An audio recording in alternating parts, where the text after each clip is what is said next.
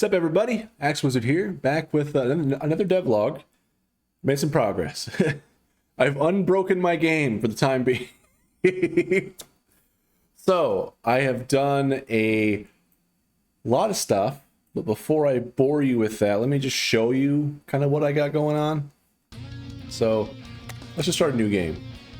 Oh, I still gotta do that UI too. That's fine. So, the game now works again. It runs. All that stuff is great. So I spent quite a bit of time getting all that to work. I also changed the UI a little bit to apply that theme that I was working on for the Shelved Modder tool. And I fixed all the stuff to handle like the weapon slots and everything. So it all now works, which is great. I'm going to purchase this bad boy so we can fly around. 34.5 mil. I got 500 mil. That's fine. Okay. So I got this new sweet ship, right? Sweet. So we are the fastest of the fast of awesomeness. So let's go down to the ship combat system. And then we'll take a look at like the combat stuff, how it's working. I made a few tweaks. But realistically, I was just getting it back to a playable state after falling victim to scope creep and then making a bunch of changes I probably didn't need to make. And here we go. Here's a good fight. So, the attack range, like where the ships start attacking, is determined by what weapons they have now, which is nice. There's two ships that are stacked right there. It's weird. Huh. I wonder if those just deployed instantly. That's weird. Might have to look into that. But you can see ships are now attacking, which is great. Yeah, look at that. So the lasers no longer have color. They're just white. That's because of how I changed the weapon slots. I got rid of those. So I still have to work on that. But it's basically back to where it was. But there's a few tweaks under the hood that should make things a little easier going forward. But now I'm almost at a point now where I can just start adding more features that I want and start fleshing out the rest of the game. So once I get the rest of the game figured out, what I mean is finish up, add a few more upgrades. So I have upgrades working right now, I think. I just need to modify my shipyard screen to handle that and finish the shipyard screen so you can make changes to your ship. That was something I stopped doing. I don't know why. And yeah, so once I get all that going, I've also adjusted the volume, so it's at 30% right now, which is still seems kind of loud, right? But it's fine. Anyway, what was I talking about? So upgrades, I'm gonna work on those, and then I'm gonna add a few more weapons. I have a bunch more ideas for cool weapons that I want to put in. So I'm going to add some of those just to make sure that they work how I expect them to. And then I plan on adding in... I need to flesh out the factions more, but I want to start working on a few things. The events, like random events that can happen, like maybe you warp into a system and there's a frickin' pirate there that's gonna attack you or something, right? Or maybe you find a derelict ship and it's calling for help. What do you do, right? Just things like that. Little events that kind of add immersion to the world and some risks and dangers and all that stuff. And then I also want to add like storylines for each of the factions and random like quests and jobs and stuff like that. Not really quests for this game, but there's various job postings that you could do, right? So it's like, for example, I have this super fast ship, but I don't have much cargo space. So maybe being a space trader is not really what I want to do, but I could carry valuable rush deliveries that need to make it there fast, and I can get there because I have the fastest ship. And maybe that means I can avoid enemies too. So maybe my skills will be in demand. Who knows? So there's a bunch of that stuff I want to start getting added. So once I get a few events, at least one of the job like story kind of going, the faction stories going, and then I get you know, the UI more straightened out. I want to get the core basics of the game going. Like right now, ship combat's kind of working. It'll be better once I add a few more weapons and like explosions and stuff like that. So, and then once I improve the AI, the enemy behavior, so that'll be better once I get going to that. So ship combat is working for the most part, so that's fun. But there's definitely a lot of tweaks to make to it. And then, but yeah, I just want to start adding the new features and start getting that going. And then once I have everything defined and I'm happy with how it works, then I can start adding in the rest of the ships, the rest of the factions, the rest of the stories, the rest of the events, the rest of the upgrades, the rest of the weapons, the rest of the planets and worlds and everything. So I've got the basics going. I have a working map. You know, we can vamp out of here if we want to. I'm gonna go this way. Ditch these fools. So we can travel to different star systems. So a big component of the game is working.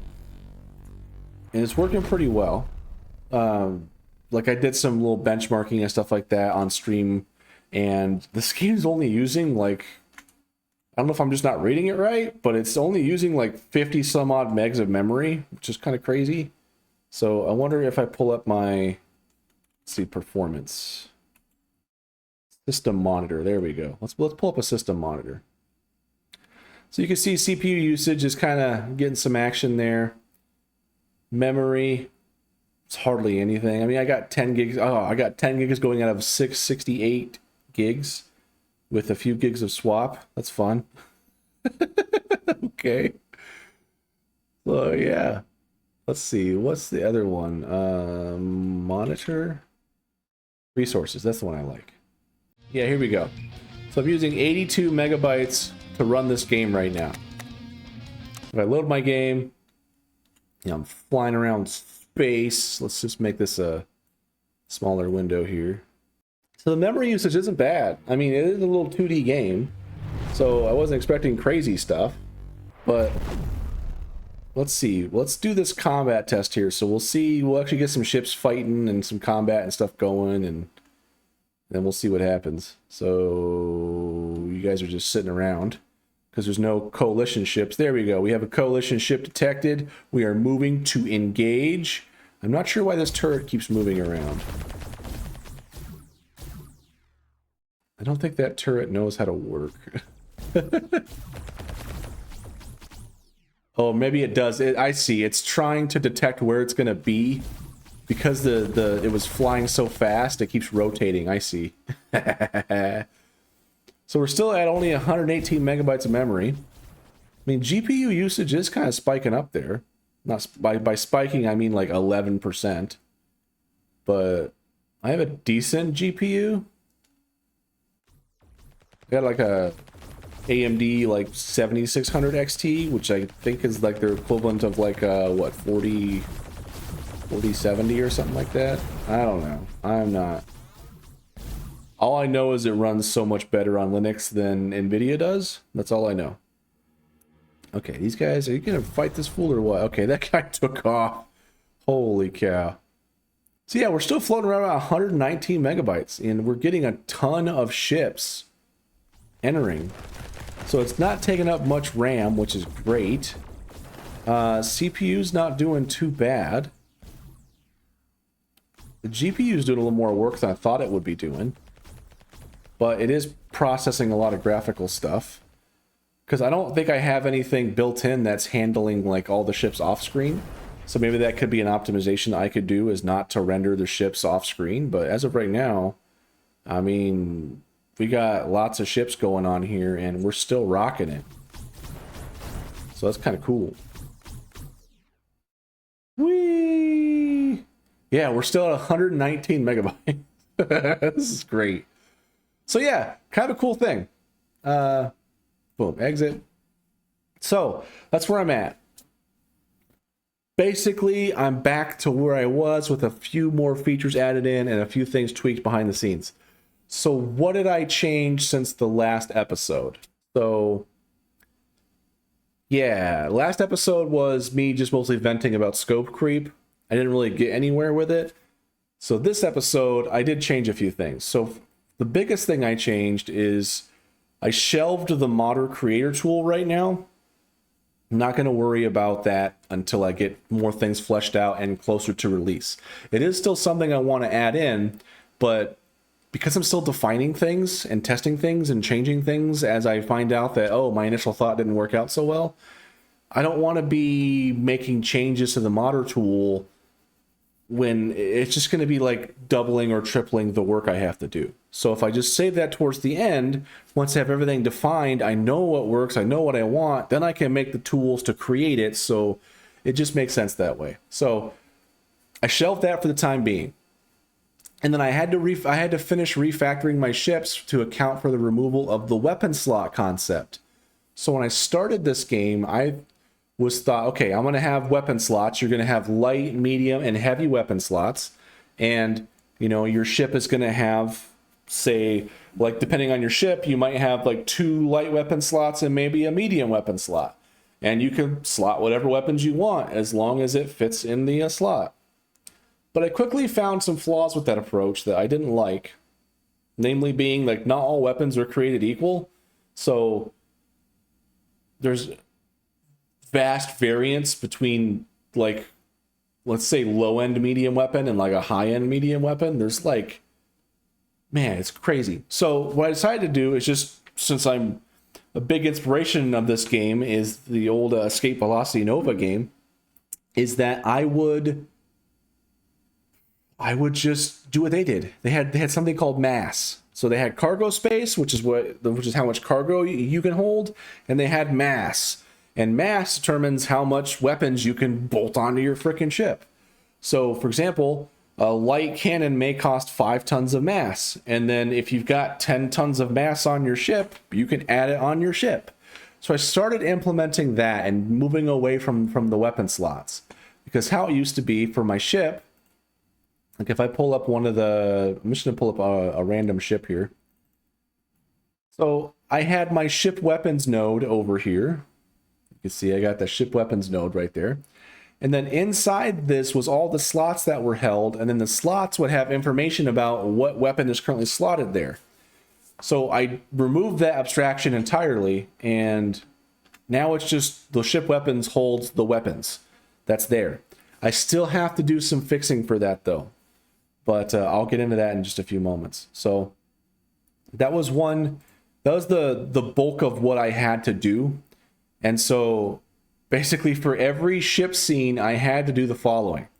I had to remove all the old weapon slot nodes from the ship weapons node and replace them all with the actual weapons that were slotted there. And then I adjusted the thruster positions, since at some point I changed the origin and they were just floating out in the middle of space and it looked weird. So I had to tweak all the thruster positions.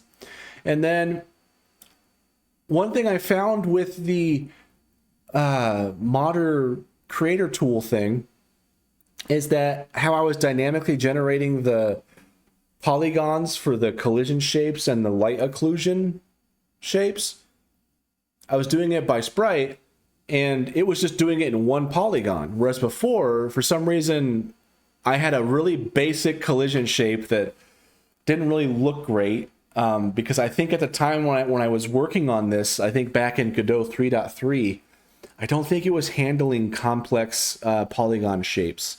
So if you have like convex shapes, they didn't really handle it that well. And so, or maybe it's concave, I don't remember. But it didn't handle it very well. It lagged the game super bad, brought it to a crawl. And so what I did is I made a super basic collision shape, and then for the light occlusion, I made multiple light occluders to just make sure that they never had that shape that was causing a problem. Well, now it seems to handle it just fine. So I went through and I created a more exact collision shape, because what was really weird here, I'll show you on one of these ones, Coalition Freighter, actually. Yeah, let's bring that up. No, let's do Synthocracy Freighter. Yeah, so for this one specifically, so you can see how it has this shape here, this polygon shape. Well, if I hide that one and bring out the old one, you can see this shape is not very good. And because I didn't want to have any of those like convex or concave shapes that were causing problems. So that means if you had a laser beam that was hitting right here, it looked weird. It looked like it wasn't even hitting you. So that was kind of silly. So yeah, I replaced it with just this, and I copied the pool vector 2 array, and I did the same for the light occluders. I got rid of all these multiple light occluders and just replaced it with one. And it hasn't had any performance impact, like positive or negative from what I can tell. So awesome. So I simplified that. So that now I have more exact collision shapes and more exact light occlusion shapes, and it works a lot better. So that's awesome. That was a big thing. So I did that. And then, yeah, so weapons, thrusters, collision, and occlusion shapes. I had to go through every one of my existing ships and tweak those. So I think I did a stream, I think probably 2 hours of the stream was just me doing that. So it was fun. And then I fixed some bugs of random things I found during testing. So for player save data, specifically weapon save data, it was still handling weapon slots. Since I removed weapon slots, it was crashing. So I had to refactor it to handle that. So if we look in ship and we look at, let's see, what is it? Save. So this save function is, so this used to be, see, weapon slot save data. I can just change this to just weapons save data. So that means my weapons node, I had to tweak the get weapon slot save data to get weapons save data. So I had to tweak that to just small tweaks, just to handle that, just to get rid of the accursed weapon slots, right? That I'm no longer using. So if we go to my ship weapons, we have this get weapons save data. So now I'm just basically serving up this information rather than the weapon slot and the name of the weapon that's slotted. Now we're just serving up information about the weapon, what the position of it is. Since vector 2 is not supported by JSON, when we save it to a file, I'm breaking out the X and Y coordinates. I was already doing that before, but that's all. That was a small tweak to make to that. Let's see, what else did I do? I'm going to save that change I made here. Then loading player save data still had some of the old weapon slot behavior in there. That was kind of throwing a wrench in the works. So I fixed that. And then because I changed things around when it was trying to spawn ships, it didn't have any tags at the time of spawning it. So I adjusted my spawn logic, my spawn ship, to just get the ship name and then also the tags before I add it to the scene. So I just made that small change. That was easy. Didn't take too long to find that out and to make that change. Go back up. So then I re-exported and re-entered all the ship variables because I don't remember why I did it. I think I do. But so in my ship code, there is all these variables here that are exported, which means that I can edit them in the like scene window. So if I go to my Synthocracy, freighter here, you can see I have all these script variables over here. So these were exported, and I cleared them out, which meant that it lost all the values too. So once I got the game running again, it just felt off. And it took me longer than I care to admit to figure out why. It was because all the ships were moving at the same speed. They were turning at the same speed. Like, fighters were taking ridiculous amounts of damage. Flagships were going down faster than I expected. It's because they all had the same stats. They all had the same acceleration speed, strafe speed, turn speed, max speed, hit points, shields, cargo, mass. Everything was the same because they were all default values. So I had to re-export the variables and then go through, and I had to... So I just pulled up my GitHub, went back to before I made that change, looked at the assigns, and just saw what the previous values were, and I just set those. So I did that today, did it on stream. It's kind of a boring stream, just kind of chilling, but streaming while programming helps me focus more, which is kind of nice. So I'm going to keep doing it probably. So I did that. I got all that set. Now it's working how it was. It feels much better. Cool. And then I added a method of shipped weapons to get the max range of our weapons to dynamically determine our attack range. Because one of the variables that was exported was in this attack range, and I didn't re-export that, and it's defaulted to 300. So it felt weird because ships, like flagships, who normally have like some super powerful weapons that are long range, normally they start like, I don't know, they start shooting like way out here, and then they would get like right here and start shooting at like point blank range. I was like, what the hell's going on?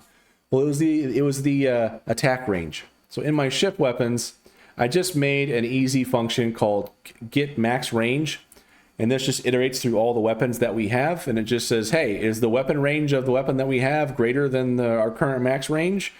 If it is, update our new max range, and then we just return whatever that is. So yeah, that's it.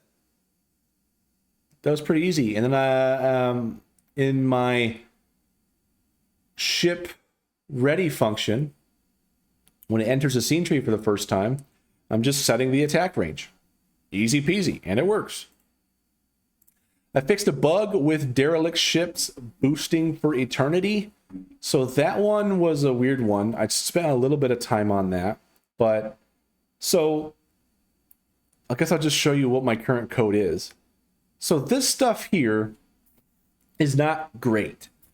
So initially when I programmed all this, if your ship goes to 0 or less hit points, you die. The ship explodes. Well, it just disappears, right? So that ship is gone.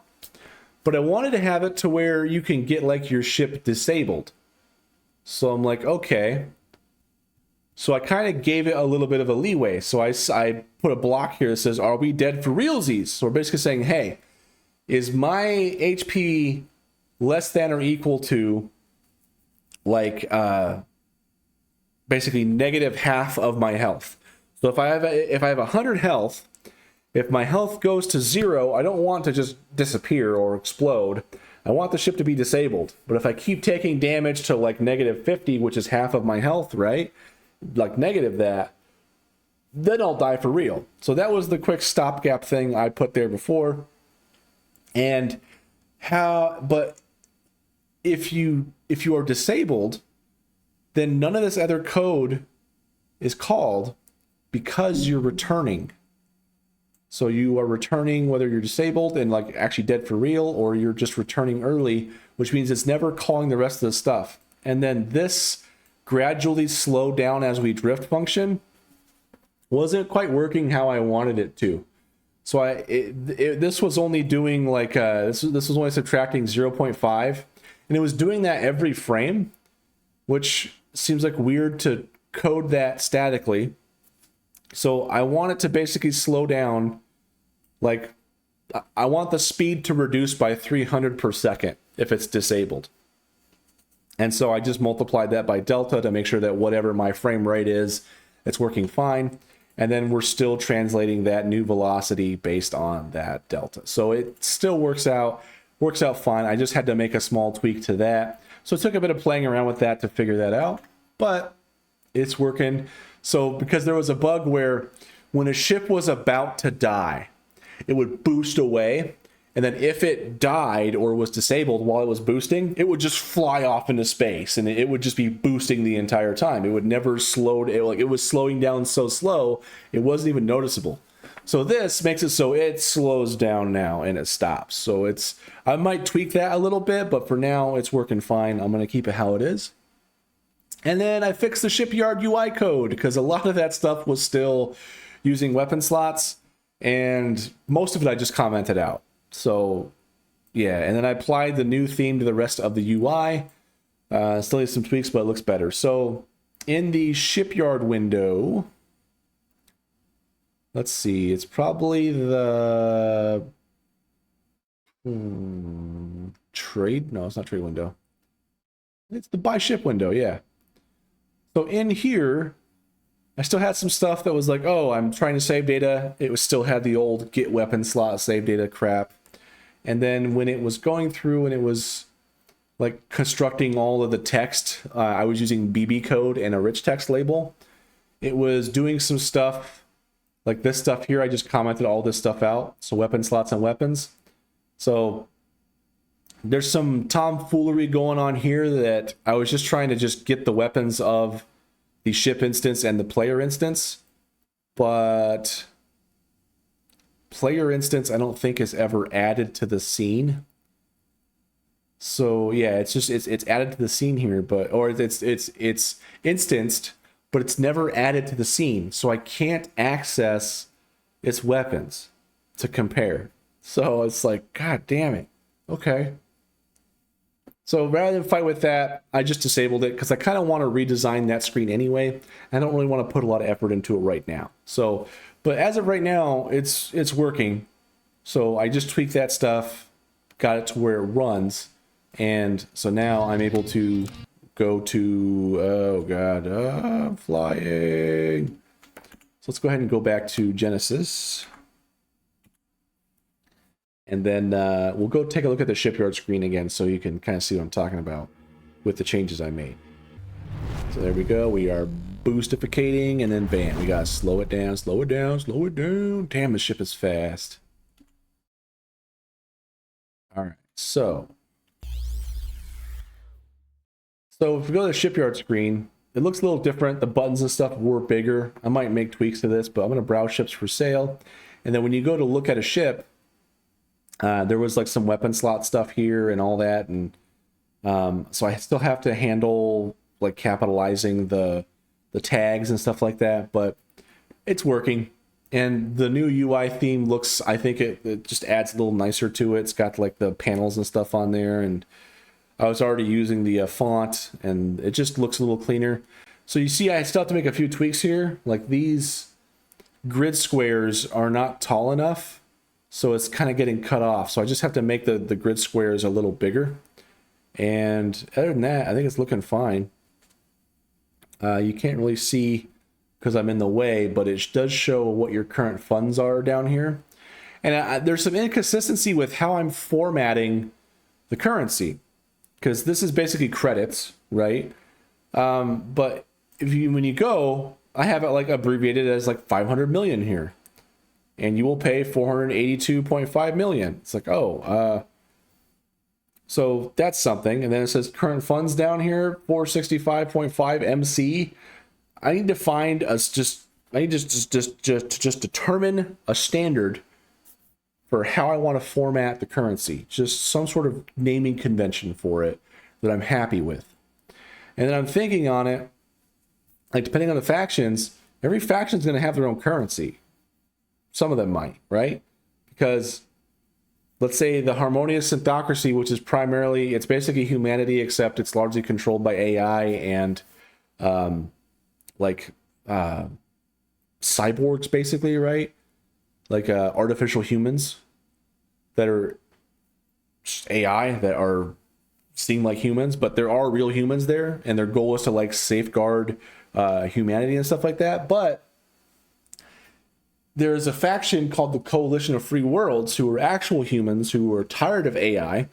And so the harmonious synthocracy uses credits, which I would imagine would be some sort of fucking cryptocurrency or something in the future, right? I'm not going to add crypto in the game. It's not going to be one of those, but in the canon lore is that the AI uses this cryptocurrency. That way every credit can be tracked, right?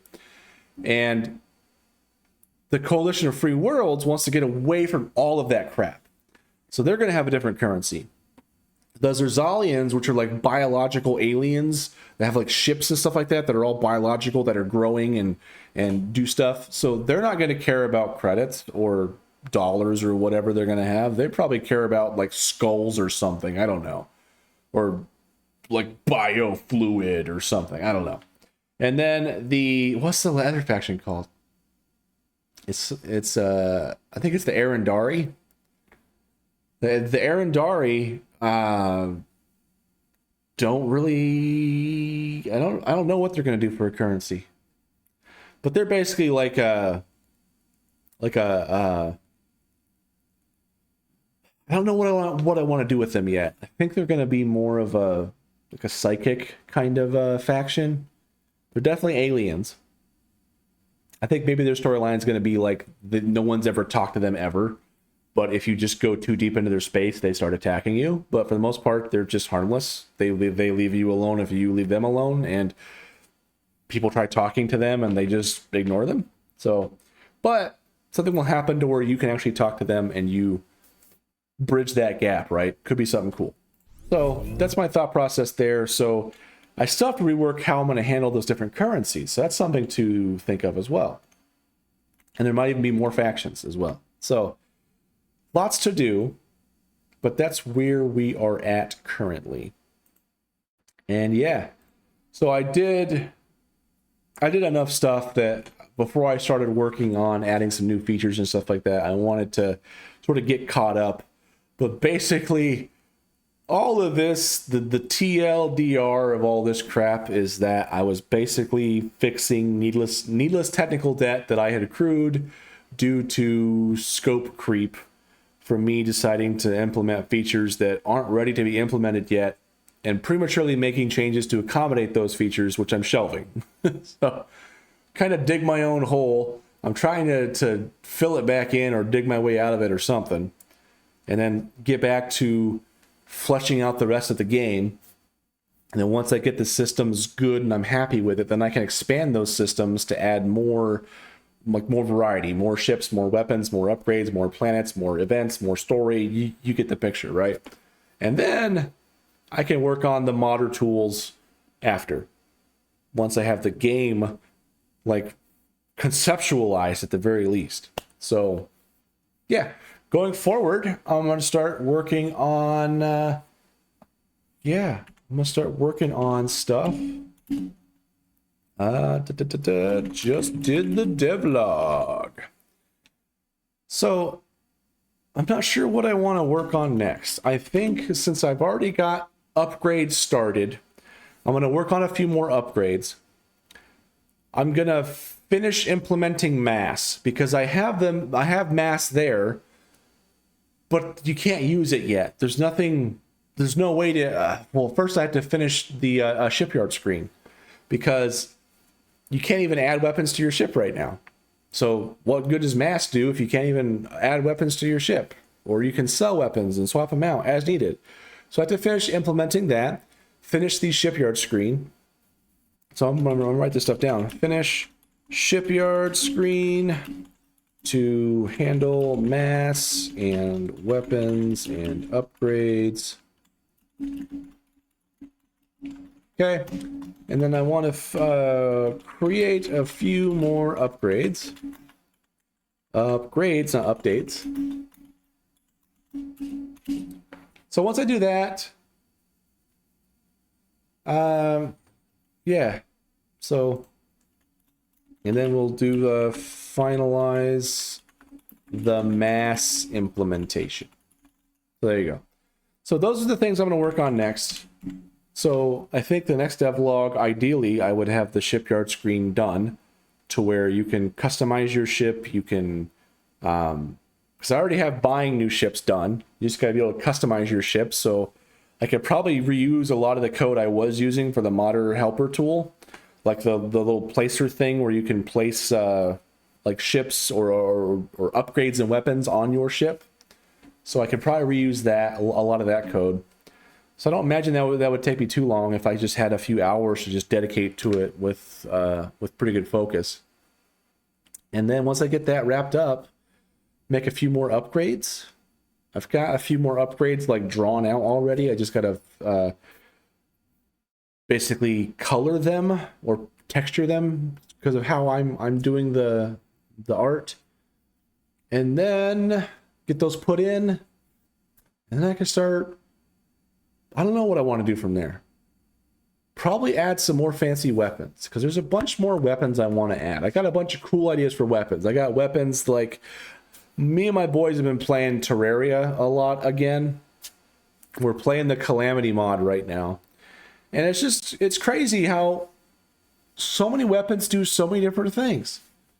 It's like, oh, you have a sword that also launches a projectile that explodes into something else that has homing projectiles, or an aura that constantly damages stuff, or something that heals you. So I want to add all these different things. I want to add like repair drones that can help repair you. Shield recharge drones that you can deploy that will help you recharge your shield as you're taking damage. Could be cool.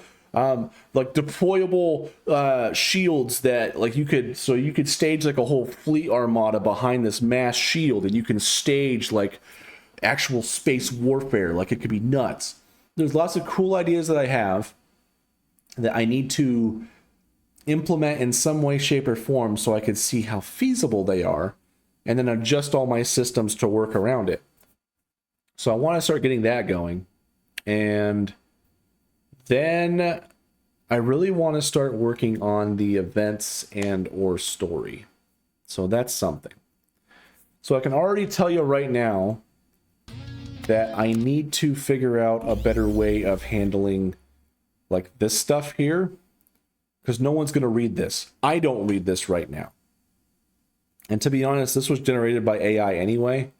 I'm going to redo it with my own writing, because sick of reading AI shit nowadays. That's all you read on the internet is AI generated trash.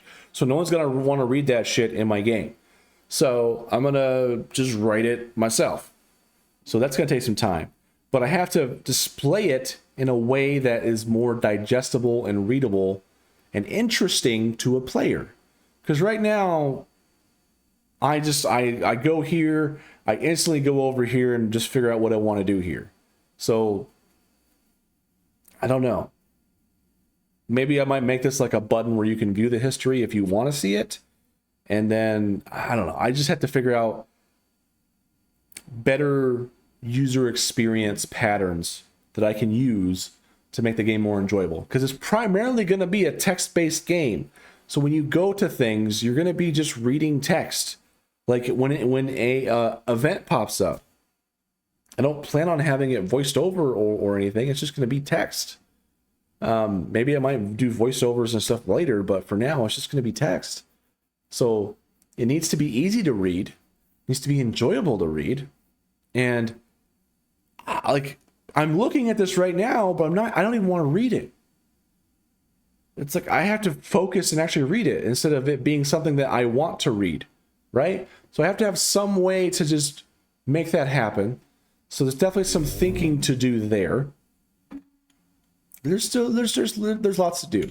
But the good news is I'm back on the path. I'm back on the way. I'm making progress again. It feels like the last, I don't know how many devlogs. Let's look. How many devlogs? Content. Let's go to playlists. Because this is the 64th devlog now, or the 65? No, it's 665.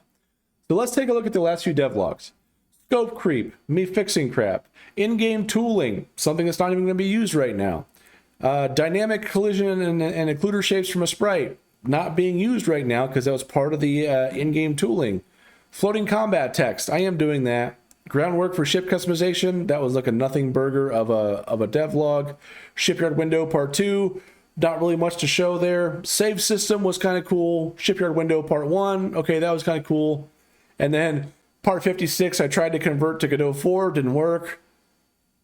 So I haven't really delivered many new features for, let's see, pause menu and options menu. That's a feature. That was literally 2 years ago. So I haven't delivered a feature on this game for 2 years. I haven't been working on this game every day. In fact, I've shelved it for quite a while because with the, I guess it's not a new job anymore, but the job I currently have, was pretty demanding to get up to speed on, because not only do I have to do development stuff, but I have to wear a lot of hats too, because we're a small shop. So on any given day, I'm doing help desk, I'm doing customer support, I'm doing database administration, systems administration, network administration, I'm troubleshooting virtual environments, I'm, helping with, I'm being the liaison for like 15 different fucking consoles that we got to manage. So it's like I'm doing everything but my skill set of programming. So I feel like I'm getting really rusty. And I've had this job now for a little over a year and a half, and I'm starting to get to a point now where I feel competent because there's a lot to learn. I spent like the first probably year documenting everything because there was no documentation. So it was all just in people's heads. It was a saved email from 5 years ago that had outdated information. It was a random Word document in someone's documents folder that they forgot about. It was a hastily typed text document on a shared drive that was hidden. It's like, so I've been documenting a lot of these processes. So I must have written, we have like an internal wiki now at work, and we must have written well over 1,000 wiki pages of in-depth, detailed, like step-by-step processes on how to do things, screenshots, all this stuff. So yeah, it's been fun. So now I'm starting to feel like I'm not coming home and instantly just hating the world because I'm so tired I can't do anything. I'm starting to have a little bit more energy. And so I'm starting to work on my game some more. But yeah, in truth, I haven't really worked on the game for like a year and a half. So it's like I do like these little bite-sized chunks and make a devlog about it, and then it's like I forget what I was doing and I would get sidetracked by something else. And so I got the game fixed. It's back to a playable state. So now I can start working on adding new features, and probably I'm going to reevaluate. So every time I add a new feature, I'm going to reevaluate how it interacts with all the other features. But yeah, anyway, that's enough of me rambling. Thank you so much for listening to me. And yeah, I just want to start getting some cool stuff going with this damn game. Because when I first started it, I thought it was going to be easy. When I first started it, I started it in Game Maker Studio 2. And then I got tired of it, and episode 30, I ported it to Godot, and then I started learning Godot. I played around with Godot, but I wasn't really good at it. And so I've been using Godot for almost 3 years now, which is cool. I've done a few game jams here and there, which has been really beneficial. So if I go to like my repositories, so let's see, did a Stellar Deception. That was my most recent one. That was a fun game jam. And then we did Godot WoW Jam 72 and 71, did those. So I've done a few game jams, and it's been fun. Anyway, I'm just excited to be working on my game some more, and I'm excited to finally get to be able to implement new features. The features that I want to implement, not the ones I think would be cool and shouldn't implement now. Like the Modder ship creator tool, like the Modder tools, that's awesome. It needs to be saved till later. So it's shelved until then. Anyway, there I go rambling again. I'm going to stop this video. Thank you so much for watching. I appreciate it. And I will see you in whatever video I make next, whenever I make it. Thanks.